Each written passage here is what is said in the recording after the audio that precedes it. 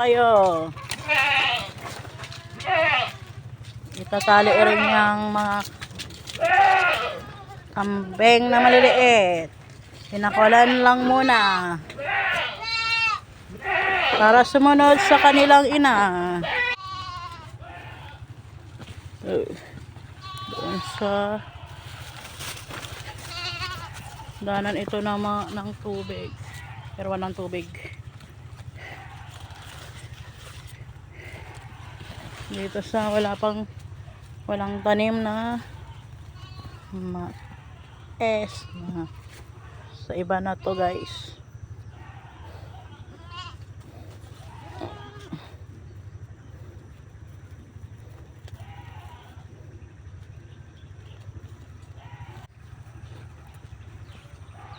Oh, ganda ng ibon, mga ibon.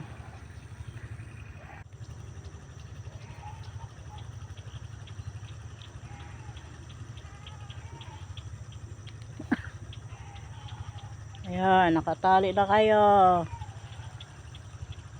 Pero mahigit isang buwan na yan nakataling maliliit.